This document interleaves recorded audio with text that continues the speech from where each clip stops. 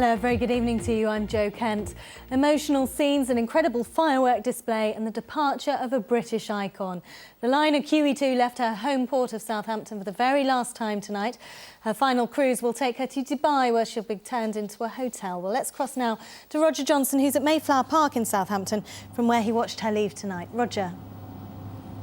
Well, Jo, as you put it, for the last 4 decades, the QE2 has been a British icon. She's been intrinsically linked with this city. And when she slipped her moorings from her terminal just behind me, just after 7:15 this evening, she was doing so for the final time. The city of Southampton gave her a spectacular send-off, as David Allard reports.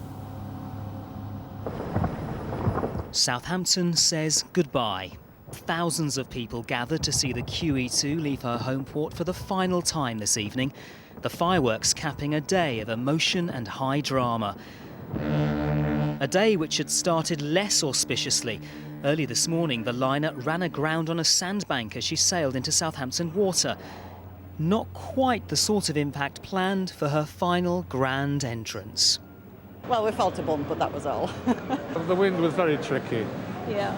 Not surprising that something happened somewhere along the line, but it was very little. I was hoping she might have to stay after all. Yes. There were concerns today's mishap may have caused damage below the waterline. Divers were sent down to carry out an inspection of her hull. But QE2 was still shipshape and ready to welcome a royal visitor, the Duke of Edinburgh. It was Prince Philip's 7th time on board.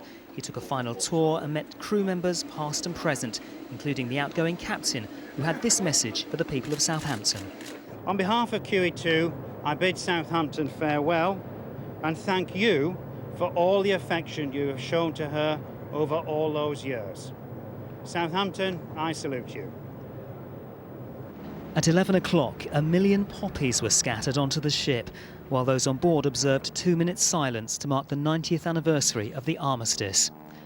And later, a Harrier jump jet hovered over the deck, recognition of the QE2's role as a troop ship during the Falklands conflict. Then tonight, the final hurrah, as the grand old lady sailed out of Southampton, leaving behind thousands of memories. I mean, but it's very emotional to come down and see her going, and we just felt we had to come down.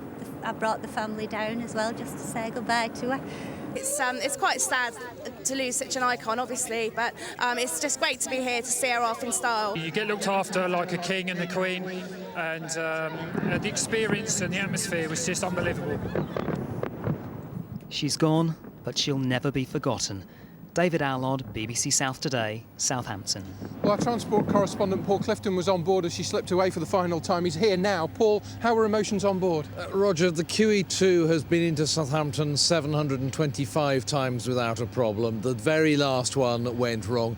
Everyone I spoke to on board saw that as the liner not wanting to leave her home port for the last time.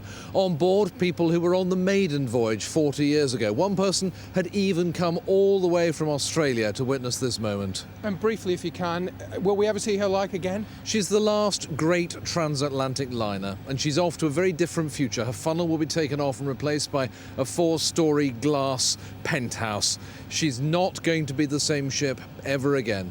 Paul, thank you very much indeed. The end of an era, but it was a spectacular send-off for the QE2 for the final time. Jo, back to you.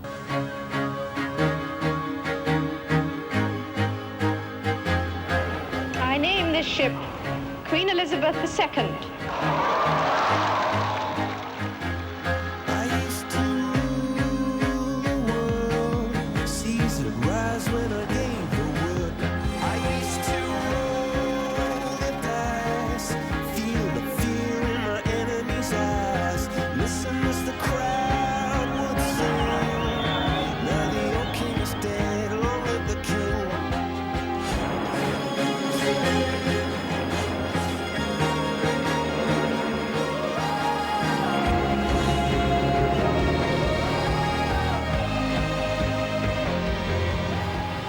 After every voyage, this is always the port that she comes home to, Southampton.